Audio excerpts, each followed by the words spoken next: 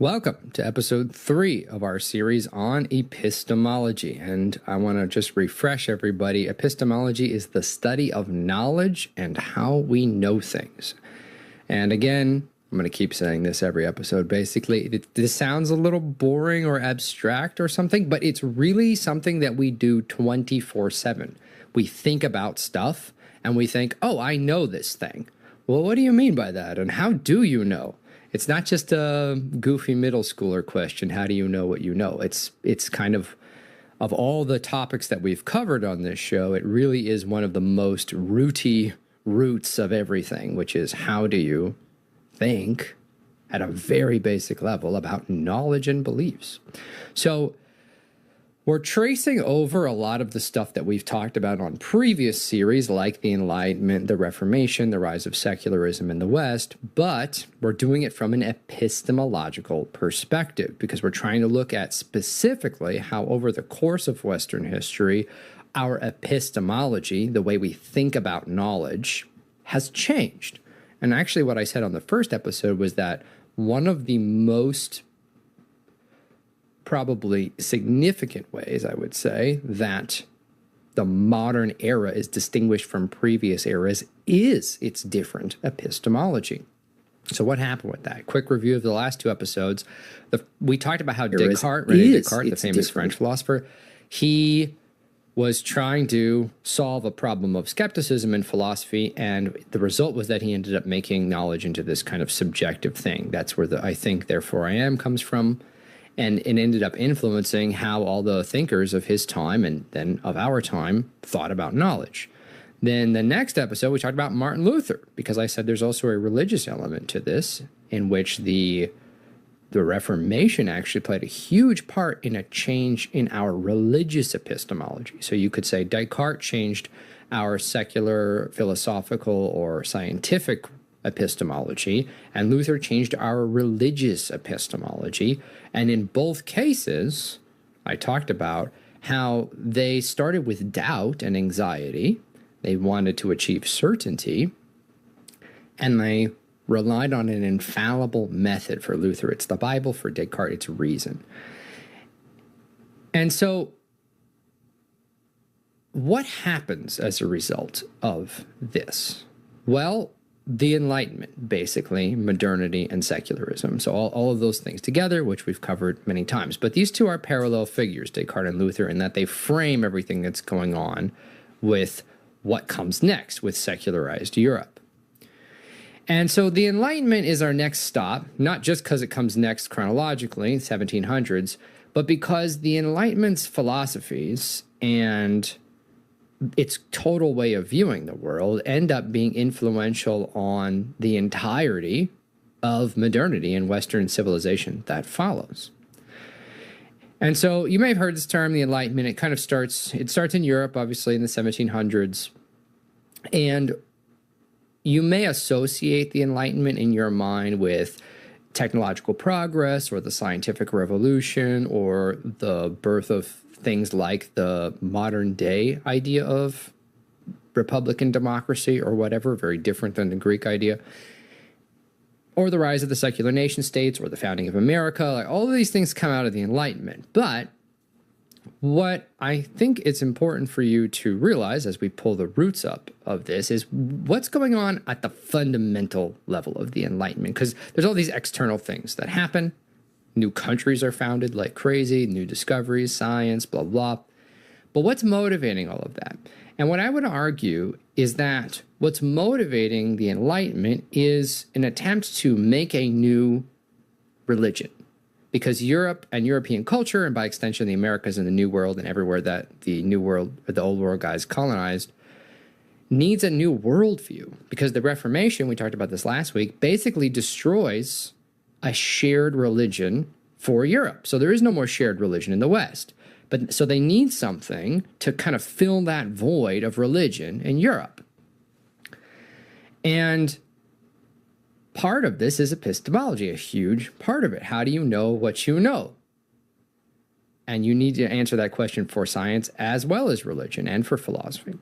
So we're going to go through today some of the major elements of the Enlightenment. We're going to talk about some of the figures in the Enlightenment, but we're going to mainly look at their epistemological concerns and their epistemological roots. What are they concerned with? And it's going to turn out that the Enlightenment has a variety of biases built into it, because you probably got some kind of grade school narrative about the Enlightenment and the scientific revolution, which is that religion at the time, medieval religion and all this stuff, was very biased and authoritarian, and they persecuted people who tried to do science and yada yada. All that's very overblown. And that the Enlightenment and the scientific revolution was an attempt to make a new neutral thing. We're going to have a neutral worldview that everyone can agree on, regardless of their religion. And what we're going to explore today is really how neutral is it? How neutral is it? And I'm going to show you that it actually has a variety of very specific biases, and those biases inform its epistemology. So a quick reminder before we get into it, if you're listening to this episode on YouTube or Spotify or any of these other platforms and you're not listening to it on Substack, you're actually missing a third of the Roots of Everything episodes. The rest are all on Substack, zacharyporcu.substack.com. You can check the link in the description. And there's more. There's more content. If you are on Substack, hi, welcome. I see you in the live chat. Okay, so Descartes and Luther. Again, this is where we start. Both the Enlightenment and the Reformation have a transition from how they treat authority. So before, in the ancient medieval world, in Christendom, East and West, in paganism, there's this sense that authority is something to be trusted. You trust authority. And that could be the pagan philosophers. That could be the church, obviously the church, the saints, Holy Scripture, etc. There's all kinds of authorities, and medieval people, they love authority because authority is how you know something is true. That's part of your epistemology. So you could say their epistemology was an epistemology based in authorities. And that shifted into modernity from authority to the power of the individual. That's, I think, the main epistemological change that we see that defines the modern era over and against antiquity or the medieval world. And so there's this move toward autonomous reason as a way to get certainty. So autonomous reason meaning it's just reason by itself. Autonomous. It doesn't have any influence from tradition, from authority, from any of these other things, from people, other people even. It's just autonomous reason. Me by myself, use reason, achieve certainty. That's Descartes. And it's the same kind of thing with the Bible. They have the Reformation idea is that there's sort of this autonomous Bible. It's self-interpreting Bible. You just read it and you know what it says. And we talked about how that's problematic. You can listen to the last episode about that. But both of them are about achieving certainty. In the Reformation's case, it's a certainty of salvation. And both are about verifiability. So this is another word. We're going to have a lot of little terms here. I'm going to try to explain them as we go. Verifiability. Verifiability is very important to the Enlightenment thinkers and to the scientific revolution. What does that mean? It means something can be verified. So if you and I get in an argument about what the boiling point of water is, we can go verify that by boiling water and using a thermometer and checking it. It's like, don't take my word for it. That's the boiling point of water. See, there it is. You can verify my claim that water boils at 100 Celsius or 212 Fahrenheit, whatever. And we do the same thing with biblical verificationism. You might call it that. It's a lot of big words, but you see where it's like we have verifying. So we do biblical verificationism. It's where it's like, this is what Christianity says. This is what you have to do to be a Christian. And somebody goes, well, prove it to me. And you say, okay. You flip open your Bible, chapter, verse, boom, there it is. That's biblical verificationism. So it's the same thing as, actually, it's the same impulse as empirical or scientific verificationism, where you just prove something, you prove the boiling point of water using an experiment. Neither of these are about trust or authority. They don't trust anybody. You don't even trust the person talking to you. You have to show them with an experiment, with a chapter and verse number. So both of these things are dispensing with tradition and authority and trust and community knowledge in favor of individual knowledge. So there's this shift epistemologically from the group or tradition or history to just the individual. And we're going to talk more about what's kind of going on with that shift and why next episode. So all of this ushers in the Enlightenment. This is the foundation on which the Enlightenment is built. And an important character in all of this is Isaac Newton. Now, you may know Isaac Newton from, the apple and gravity and all that stuff. And you may know Newton you may know him as the father of modern science, or one of them. And what does that mean, really? Well, one of the things it means, because I want to do a whole series on the scientific revolution to get into these guys deeper, because they're not quite what you seem. I've hinted at this a lot. Newton was extremely interested in the occult. Many of them were. That's another topic. What Newton did epistemologically for what's going on with the Enlightenment is and I'm going to overgeneralize this, of course, as we do. But what he said was, basically, we need to stop trusting in anything except what we can generalize out of direct scientific observation.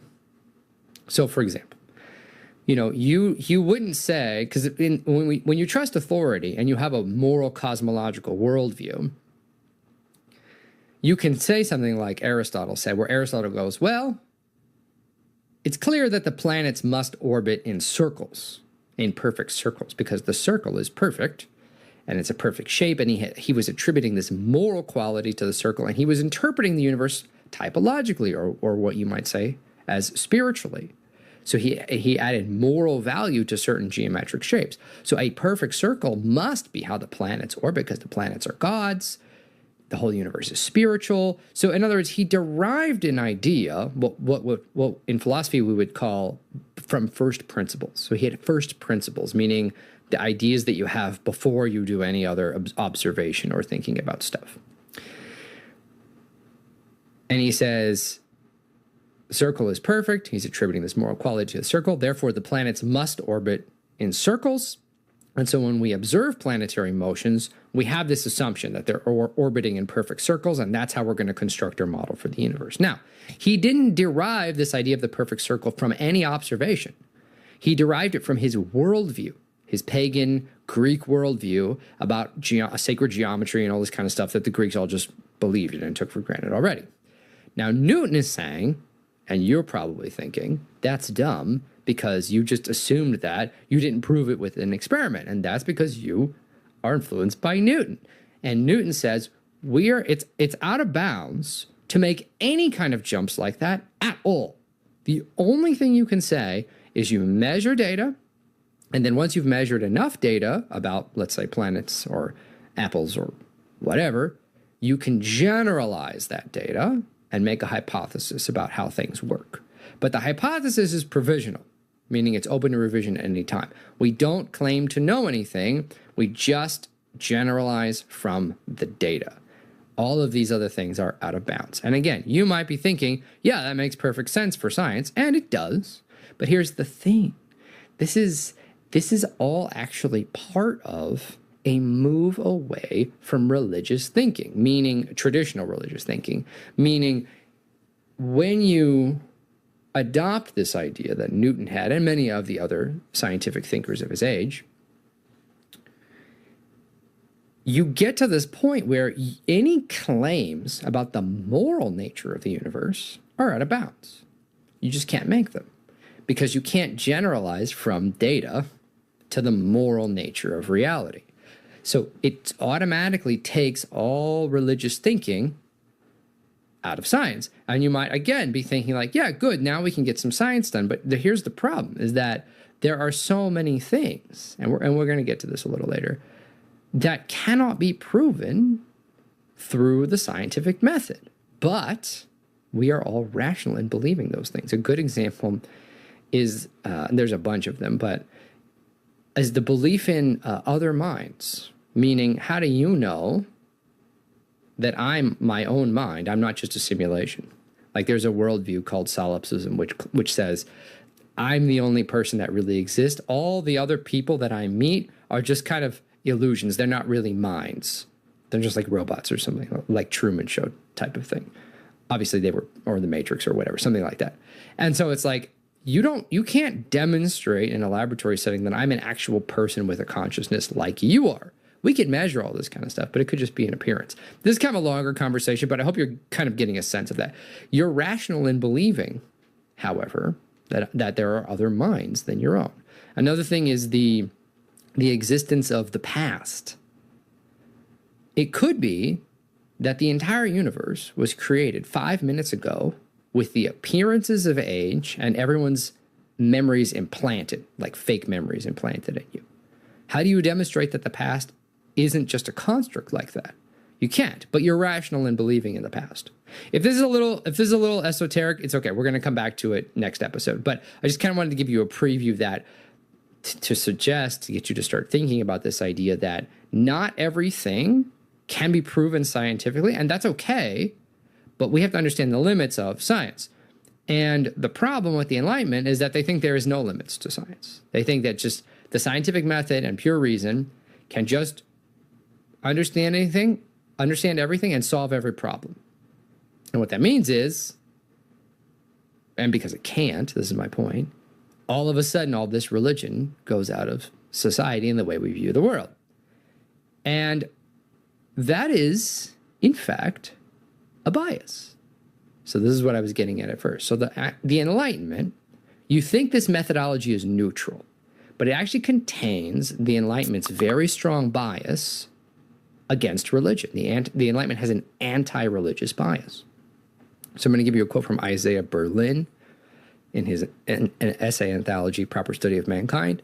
He says the following. He says, "The rational reorganization of society would put an end to spiritual and intellectual confusion, the reign of prejudice and superstition, blind obedience to unexamined dogmas, and the stupidities and cruelties of the oppressive regimes with which such intellectual darkness bred and promoted." So in other words, he's summarizing kind of the Enlightenment's position that prejudice, superstition, blind obedience to unexamined dogmas, stupidities and cruelties, this is the Enlightenment's picture of a world that includes religious thinking. And you may be nodding along to this because you think that religious people are so biased all the time. But I'm not going to debate that there wasn't cruelties that were a result of religion. We've talked about that extensively, actually, especially the 30 Years' War. We talked about that last week. But the thing is, the Enlightenment is not going to escape this. It has its own prejudices and its own superstitions and its own obedience, blind obedience to unexamined dogmas. We'll get into it, but just keep watching for this. Aloha, enjoying your channel. Hello, I assume you're writing from Hawaii. I'm just checking chat real quick. What's the ontological status of reason itself? Good question. That we're going to talk about that next week. Don't worry about it. Because how do you trust reason in the first place? You'll get to it. Okay, so the point I'm making here, I'm trying not to get too far afield. The point I'm making here is the Enlightenment does have a very strong bias, and it has specifically an anti-religious bias, and it's quite apparent. So here's another quote. This is from Charles Frankel in his Philosophies of the Enlightenment. And he says as follows, quote, "Most of the histories written during the Enlightenment were frankly pragmatic and reformist in temper, hoping to free men from slavish dependence on the past by revealing the past as a record of crime and folly." So this is another really important part of the Enlightenment, is that they are anti-past, they're anti-history, because they think the past is full of superstition and idiocy, a record of crime and folly, and that going forward, that's why they call this movement the Enlightenment. They're going to fix everything because they are enlightened. Now, there's a lot of biases here, but I want to be very clear about what's going on here, because we're gonna tear this down a little bit, because none of it's really that true. But you first have to appreciate where they're coming from. This is what you have to do, folks. You have to appreciate where people are coming from and give credit where it's due. Why are they so anti-Enlightenment? Why is the Enlightenment guys so anti-religion? Why are they so anti-past and anti-tradition and anti-authority? It's because they're reacting to the wars of religion that Europe, they spent the last 50 years murdering each other in the name of God following the Reformation. And they are all jaded and cynical about religion's place in society. That makes sense. But like I talked about last week a little bit and a lot in the first series on the rise of secularism, that's not the fault of religion in general. Humanity had religion forever up until this point, and we never quite got to here. We had Christianity for 1,000 years, and we never quite got to this point either. What changed at this time was the Reformation. The Reformation fragmenting Europe, and then the secular nation states grabbing onto, oh, we're going to make up our own religion and then persecute these other religious people because they're actually Germans or Italians or French. Like, in other words, they're people, they're other nation states that we want to oppress. And religious oppression is a tool for the secular states to do that. So that did happen. That was very bad. But that kind of thing had really never happened until now. And if you are a modern person and you had a sort of modern regular education, you probably have some generalized idea that everything up until this point in history was just wars of religion and persecutions and witch hunts and crusades and just brutality and murder, and religion had gone too far. I talk to pious religious people who think this, and they think that secularization is a good thing because basically the 150-year period after the Reformation, and a little, maybe, let's say, be generous and include the papal reforms onward, the like a few centuries, they think those few centuries of Western European history was the entire history of Christianity. They, in other words, they generalized the problems of that period, and that period did have a lot of problems, that is true, but they generalized that onto the entire history of Christianity and onto Christianity's entire relationship to the state, which is not fair. But it shows you that our history doesn't go back very far. We don't pull up the roots very well. How would the sacking of Constantinople rank in comparison with post-Reformation conflicts like these? And this is from Substack. Well, there were problems for sure. The sacking of Constantinople is a little, I probably shouldn't answer this question in short because it deserves a longer answer. But I would say, I think I have to say that following the schism, we start to get a lot of these problems going on between East and West. So if you want to include, if you could say, okay, that's when things start falling apart. That's the beginning of this. Now, the main comparison between these two things is that the scale of the conflict and the number of deaths was exponentially, radically higher in the post-Reformation conflicts. The sacking of Constantinople was, of course, a tragedy, but just by body count, it's not close to the 30 Years' War. I mean, this is what you have to appreciate about the post-Reformation wars in Europe.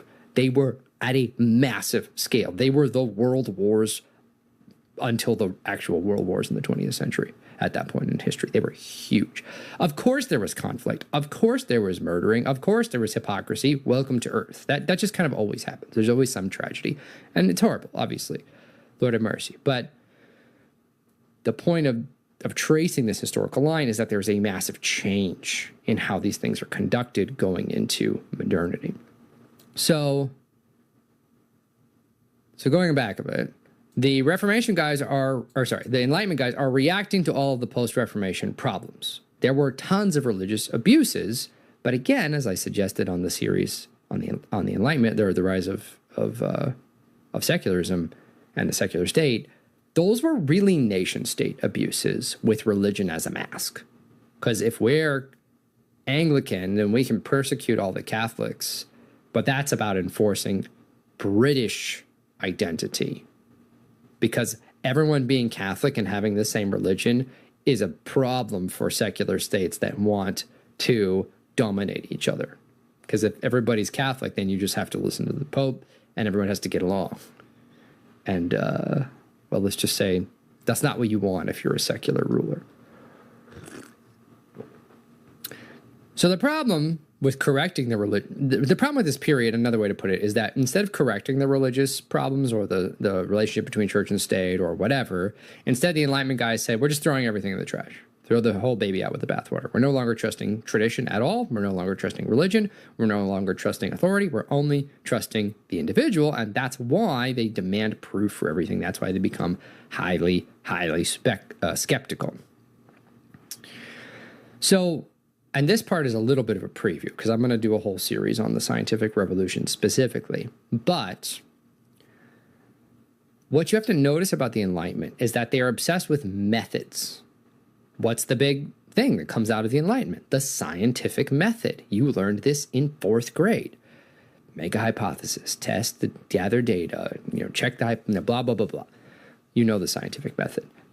They designed this, sort of. I mean, people were doing this already. People were always doing this. Aristotle and the boys have been doing this kind of thing forever. They've been doing it with geometry. That's how they figured out the size of the Earth, actually, and that it was a sphere, all this kind of stuff. But this method, which is not entirely remarkable, like have you ever thought about how unremarkable the scientific method it is? You ask a question, and then you go check and see if it actually works that way, and then you revise your opinion based on what you did. That's just called being normal. I don't know. That's not a big deal. People always, this is how people do that. The scientific method guys, the Enlightenment guys, they act like nobody ever did this before 1750, which is a weird claim. But you have to appreciate what's going on here is that it's ideological. They need this method deeply because the method is supposed to replace all other forms of knowledge. Authority knowledge, community knowledge, historical knowledge, personal knowledge, traditional knowledge, religious knowledge, aesthetic knowledge. All those things are going in the trash because they are burned out on religion and they're overreacting to it. And so they need to create a method to replace all of those things. It's a total worldview shift. This is the epistemology battle. So that's why the scientific method gets championed as no, this is the method. This is how you know stuff. And I mean, it's great. I like science was my first love in grade school, but obviously you're starting to see problems with this. But mostly I want you to, and we'll talk about those problems next week, like I keep saying. But what I want you to notice is that the pushing of the scientific method as this supreme end-all method, this is how you achieve certainty about reality and no other method is valuable, that pushing of that method is ideological in nature. It has ideological motivations, which is we're making a new worldview for Europe, and we're no longer using religion, authority, community, aesthetics, tradition, history, etc. Another way of putting this is that the scientific method was designed and promoted by people who had a very specific worldview agenda baked into this method. And the worldview agenda is one that's full of contempt for the past as something to be rejected. We're rejecting the past, and we need to be liberated from the past. So to prove this point, I'm going to quote Immanuel Kant, who you may know as one of the great German philosophers of his time. We've talked a little bit about him. We're going to talk more about him. If you want, we could do a whole series on German philosophers. I don't know how interesting that is to people. They're a little esoteric, but they're important. Everything's important. Okay, so Kant was once asked, okay, well, what is the Enlightenment? And he said, his declaration was, Enlightenment is mankind's exit from self-incurred immaturity. So this is from an article he wrote for the local newspaper in the city where he lived, where he was talking about what is the Enlightenment. And so I'm going to give you a longer quote from that article because he wants to define. He's like, okay, well, what does immaturity mean? So this is what he says, quote, immaturity is the inability to make use of one's own understanding without the guidance of another.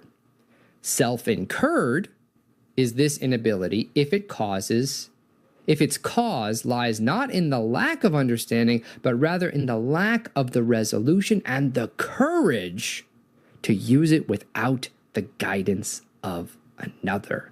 Sapere aude, which is Latin for dare to think. Have the courage to use your own understanding is the motto of the Enlightenment. So, you've got to appreciate what's going on here. He's saying, he defines immaturity as not thinking for yourself. You have to do it without the guidance of another person. Now, this sounds kind of weird at face value, because when you want to learn something, you want to find somebody who knows what they're talking about to help you. That's just normal. But he's actually marking this as a moral failing. Self-incurred is its inability is not in your lack of understanding, but a lack of courage. So it's a moral failing. You're afraid to think for yourself. And he says, think for yourself. This is the whole model of the Enlightenment. So what are we talking? Like, that sounds nice and like, rah, rah, go you. That's very modern. But you have to think about this. That's not really how life works. We're constantly getting guidance from people all of the time. You have to have guidance from people for like the first 20 years of your life before you're capable of doing anything. And then when, anything goes wrong, it's like, I call my dad. I'm like, I don't know what's going on. I'm almost 40. Like, I call my dad when something goes wrong because he knows what to do, because he's, 30 years older than me or whatever. However much older he is. Or I have a problem with my computer. My computer is exploding. I try everything. I call my brother. He works in IT. What is going wrong with my computer? It's not about courage. That's just normal. But here, he's made it a moral problem. This is a moral issue. You are weak if you're not being a radical individual. So, like, the whole trust and love thing is gone. Notice that that's absent. Why do I go to my dad or my brother or my friend or my wife whenever? Like, I don't know what to do with this. I'm having trouble. And I think to myself, who can I ask to help me with this? And why do I do that? Because these are people, not just people who are knowledgeable. Because people who are knowledgeable, but you don't know who they are, it's like, that could be helpful sometimes. Strangers on the internet, Reddit, GitHub has saved me many times. But like, these are people I love and I trust. My wife, my father, my brother, my friends. These are family. So this is called an epistemology of love. So here's a good example of that. When a child thinks to herself, like my little girl, she goes to do something, and she's like, oh no, Papa said no, so I'm not going to touch that. It's like, she knows she's not supposed to touch this. Or when she gets a little older, she's going to know something because I told her that. She's like, well, she asked me some question about the world, and I give her an answer. And she goes, okay, now she knows that. What does she know? What's the basis on what she justifies that belief? Love. It's an epistemology of love. You trust your parents. You believe your parents because you're 4. Your epistemology is based on love. It's not based on knowledge. It's not based on individualism. It's not based on all these other things. That's that's a normal way people live and exist. So all of that, on Kant's view, is immaturity. And yes, I'm giving a child example, but I'm sure you have people you love and trust. And you think, man, so-and-so said that. Like, I trust that person. I know that person. I love that person. That person loves me. So that's where I'm going to hang my trust. So your epistemology is based on relationships and love. That's completely different. You're immature if you do that, according to Kant. So why this contemptuous reaction for something that is actually completely normal? And it's because Europe has lost trust in its authority figures. And there's no love there. So something very chilling, again, from this episode, from the series on the rise of secularism, and the series on the secular nation state, I forget which one it's in, but talking about the 30 Years' War, I had this quote in there where the guy was talking about how, we just spent the last 30 years murdering each other in the name of the God of love. Okay, well, that's going to make you pretty jaded and cynical about the place of love in society. I get it. There's a cause for why they have this contempt for love and religion and authority and all that kind of stuff. But the point is, so I get it, but the point is I want you to see that the Enlightenment and its movement, its change in epistemology is not neutral. It's full of contempt because the Enlightenment thinkers have a sense of loss or betrayal from the West's authority figure, which is Christianity, specifically Catholicism, and then Protestantism. So like there's this sense of betrayal that people have. And I'll conclude this here. Here you can get the best picture of this with this final quote from Kant. He says, "It is so easy to be immature. If I have a book that has understanding for me, a pastor who has a conscience for me, a doctor who judges my diet for me, and so forth, surely I do not need to trouble myself. I have no need to think. If only I can pay, others will take over the tedious business for me." You hear this sarcasm, this contempt? So it's a contempt for authority, just blanket. Now look, not everybody is like a super genius, whatever, like Kant, but still, he knows things based on love and authority too. We all do. That's inescapable as a human being, and good and working as intended. We're going to talk about that a lot in episode 5 and 6. But do you see the contempt? Do you see the bias? Do you see that there's an ideological agenda to the Reformation? Well, not to the Reformation, yes, to that, but to the Enlightenment and to the scientific revolution. They want to change our epistemology because they're reacting to the betrayal, what they perceive to be the betrayal of religion. Religion had a big crisis. We don't trust it anymore. We're done. Baby, bathwater, everything out the window. Okay, so we're going to take a quick break, and then we're going to come back and we're going to talk a little bit more in depth about their biases and a little bit more about verifiability and so on. But again, before we jump to break, just want to remind you, because you have no idea how many times I get people who are confused about this, and I apologize if this is confusing. But if you're not listening to this show on Substack, if you're listening on Spotify or YouTube or whatever, welcome. I'm waving at you on the YouTube comments. There's a 1/3 more episodes for The Roots of Everything on Substack.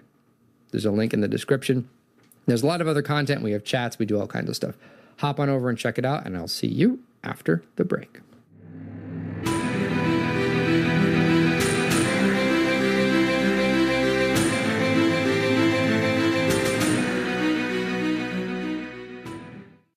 How do you explain the sacraments? It's easy to say they're mysteries that we have to take on faith or on the authority of tradition, but that is not how the early Christians understood them. To them, and to all ancient people, the idea that physical objects had spiritual power was very intuitive, whereas modern people tend to find this difficult, bizarre, or even unchristian. This is because we live in an era shaped by secularism, a way of viewing the world that's incompatible with sacramental thinking. Because secular ideas are at the heart of our culture, modern people tend to think in secular ways without realizing it, even the most well-meaning of us. How then do we live in, but not be of, a secular culture? We need to understand the enchanted, sacramental way that the early Christians viewed the world, but we also need to understand secularism. What is it really? Where did it come from? And how does it influence how we think about religion? Journey to Reality, Sacramental Life in a Secular Age breaks down these important issues in accessible, non-academic language and is an ideal introduction for young readers, catechumens, and seekers, as well as for any Orthodox Christians who want to deepen their understanding of the sacraments. Journey to Reality, Sacramental Life in a Secular Age by Zachary Porcu. Now available at store.ancientfaith.com. Again, that is store.ancientfaith.com.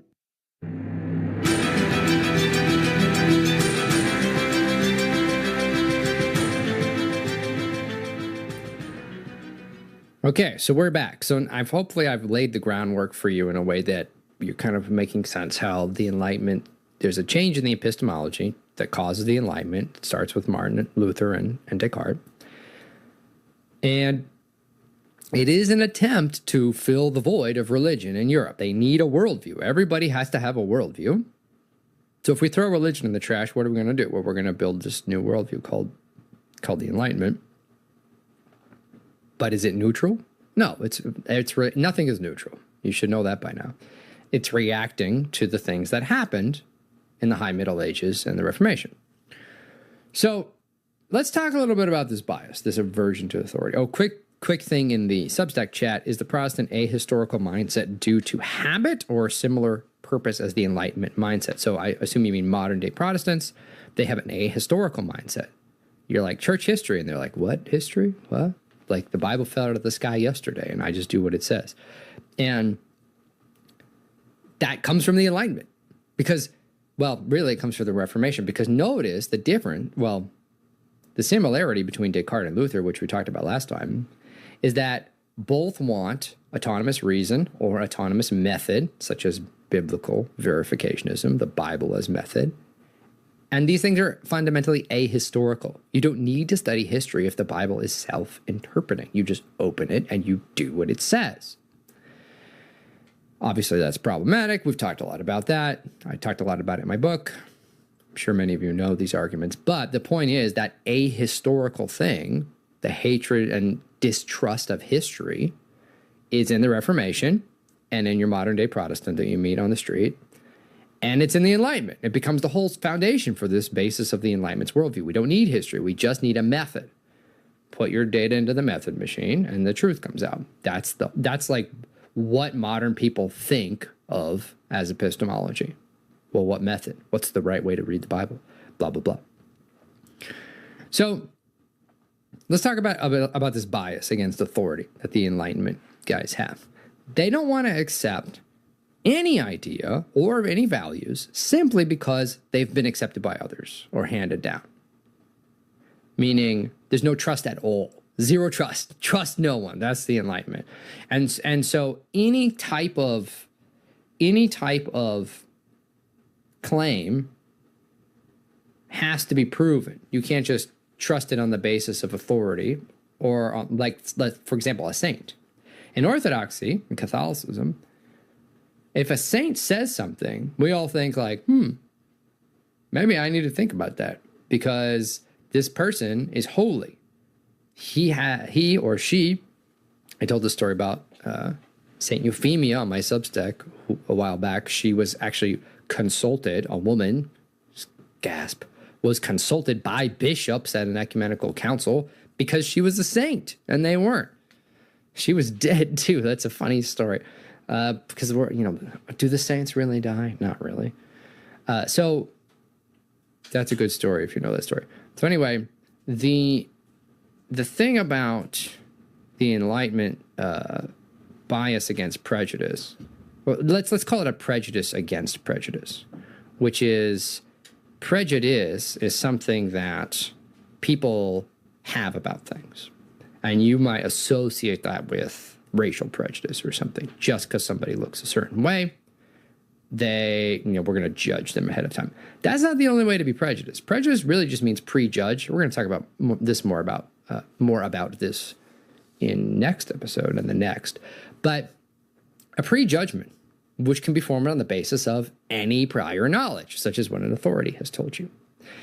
So the Enlightenment guys have a prejudice against prejudice.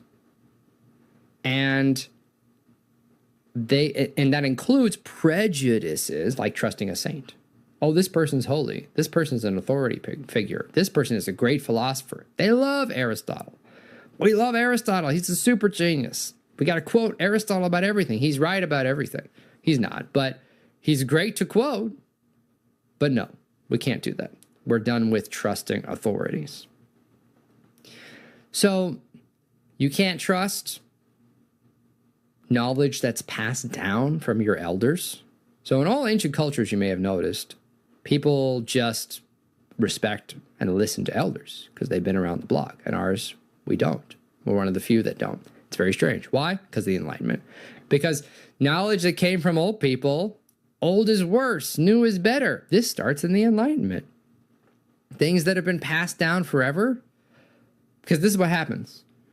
An old person is faithfully passing down something that has been handed down over the centuries.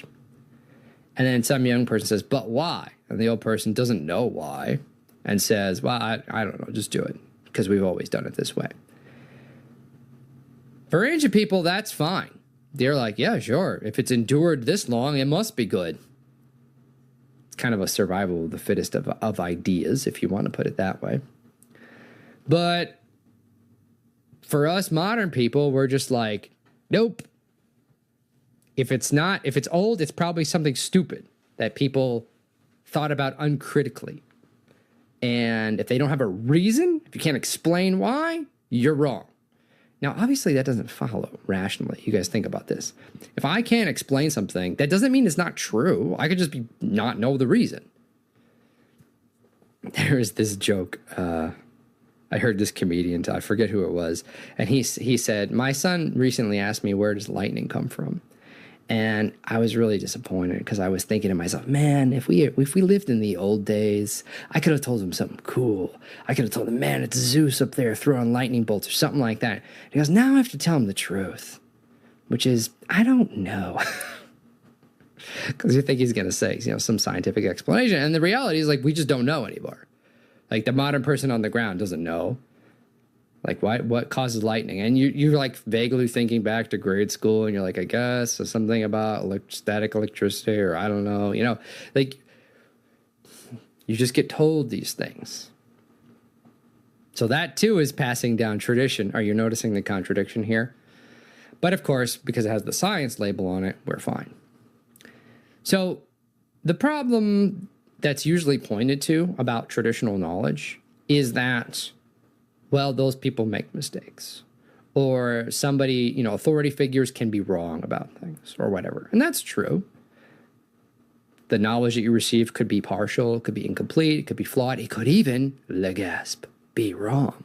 But does that invalidate the entire way of doing traditional handing down of knowledge?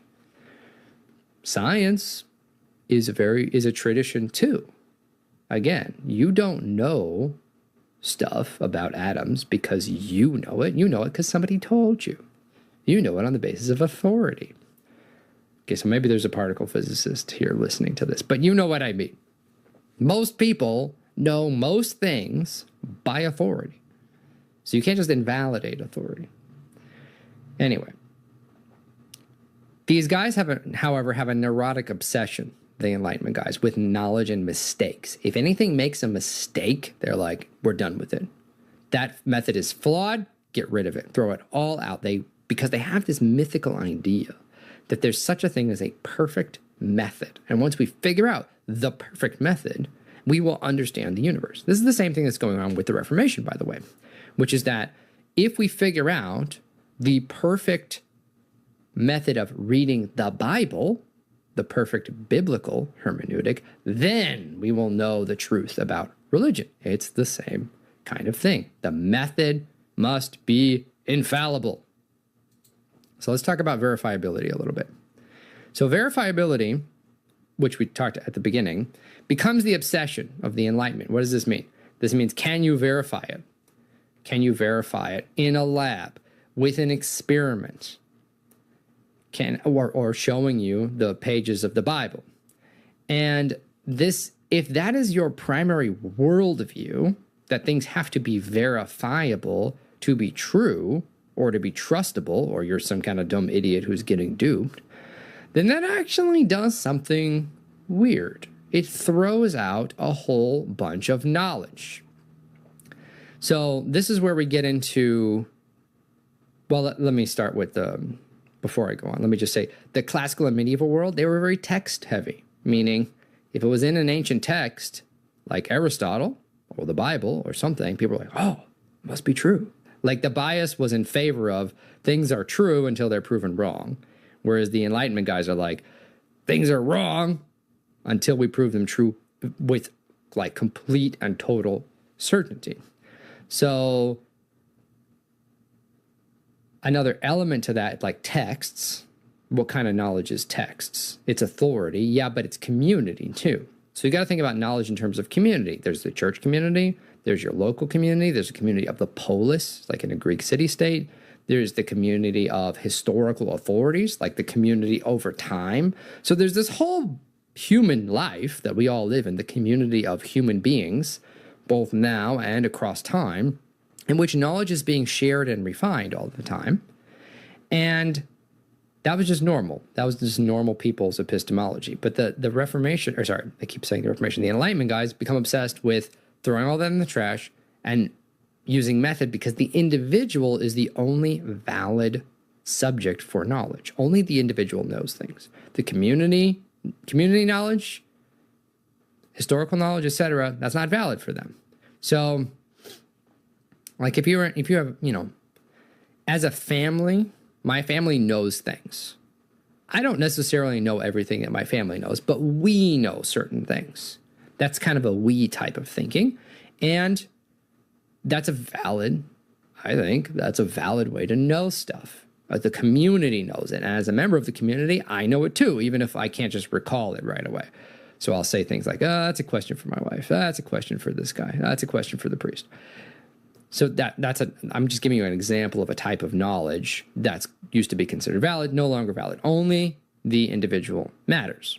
So what does this lead to? Because the individual plus a method equals certainty. This leads to this dichotomy that I talked about in my book. A dichotomy is two things that are opposite to each other, left and right, Republican, Democrat, whatever. The dichotomy for epistemology that basically defines the whole of the modern era is the objective-subjective dichotomy, which comes out of the Enlightenment. So objective knowledge is the knowledge that you can demonstrate. You can prove it. It's verifiable, boiling point of water. What version of the Bible does so-and-so say this thing? Boom. There can't be any dispute about objective knowledge. Subjective knowledge is everything else. So anything that's not objective and verifiable is subjective. And what goes in subjective? Well, you think like taste. I believe that this is the best pizza or whatever. Like, oh, well, that's just taste. You can't prove that. That's subjective. Sure, I guess. But as a result of splitting knowledge into the objective and subject, the Enlightenment guys end up throwing all of these things into the subjective category. Religious knowledge, personal knowledge, aesthetic knowledge, love, relationship knowledge. Like all of these things that make life full of meaning are considered subjective. This becomes the weird problem of this era, which is that everything that you can verify and prove to each other, everything that's objective, has no meaning to it on an Enlightenment worldview. The boiling point of water doesn't have any intrinsic meaning to it. It's just a fact. Where in the Bible does Jesus say XYZ thing? Like, where in the Bible? That doesn't have any meaning. What he's saying, obviously, that does. But the objective part, the look-upable part, that's just objective. Has no inherent meaning to it. But then, okay, so what about all the other things that have meaning? Love and friendship and virtue and religion and beauty and truth, all these things. Those are subjective. They give life meaning, but you can't prove any of them. You can't share them. You're forced on this Enlightenment epistemology to reduce them down to, well, that's just my opinion. That's just my opinion. Meaning it's not something that's valid for everybody. You might agree with me, but that's not the same thing as it being objective, which is whereas for ancients and medievals, they're like, oh, Aristotle said this about planets. It must be true. And we all just believe that. That means we believe authorities. But when you split knowledge into objective and subjective, you have a meaning crisis. All the things that give life meaning can't be proven in a laboratory setting according to scientific methodology. And all the things that can be proven with a scientific method don't have meaning to them. It's a problem. Because, of course, you can't demonstrate any of the objects of religious knowledge or even personal stuff like love and friendship and beauty and joy. Like, those things don't show up in the scientific method. What's the scientific method for testing whether these things exist and what's their nature? There is none. So what the Enlightenment guys kind of are forced to do is say those things kind of aren't that real, or they're just subjective. They're not the thing that we're going to base our culture on. They're not going to be part of the new worldview that we are creating with the Enlightenment to replace traditional religion in Europe. Now, all of this, you may be detecting some of the problems that are involved in these kinds of assumptions. Because of course, I mean, even if you're a skeptic, you're sitting here thinking like, well, actually everything kind of is subjective anyway, because people are the ones who know things. That's true. We're going to talk about that in 2 episodes. You might be sitting here thinking like this objective subjective dichotomy doesn't describe how I think about the world. Okay, good.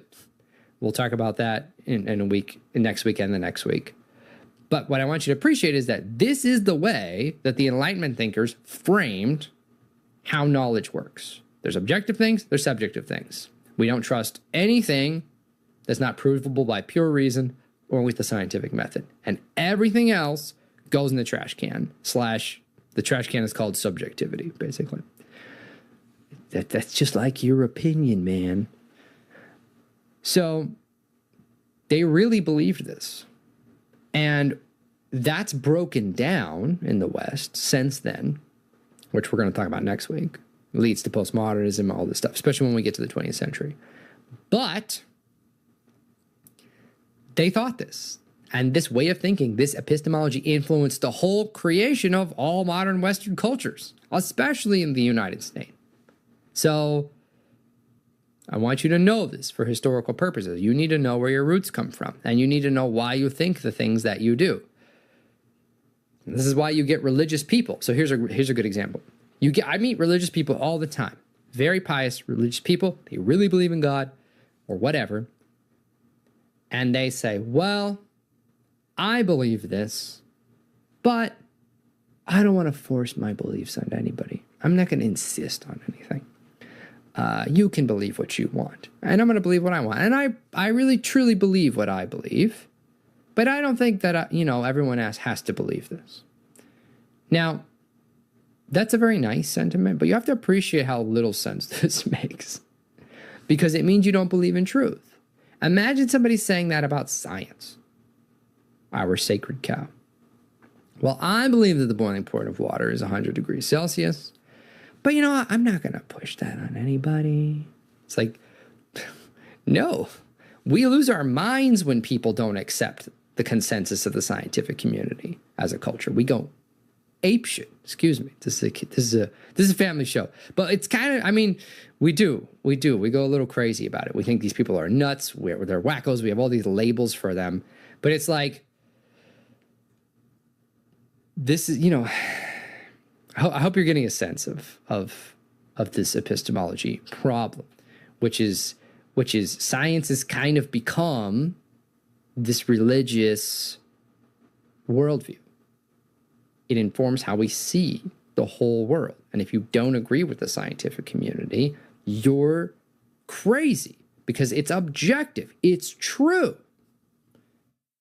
So if you really think something is true, you insist on it. Now, that's not the same thing as putting a gun to somebody's head and saying, convert to Christianity. That doesn't do anything. You all know that. That's dumb.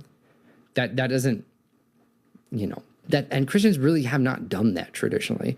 I know that's very overblown. I know a lot of people have this stereotype of crusaders and whatever. Maybe we should do an episode on the Crusades. But that's really not, how should I put this? That's not like a signature feature of Christianity, the way it is of certain other religions that you may know about.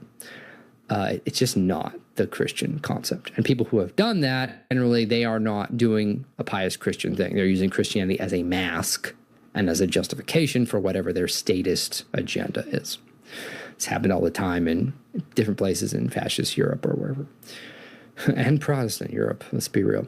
So, especially Britain. So, sorry. Example of how this epistemology grips you very deeply, meaning you meet pious religious people who refuse to insist on something that they think is true.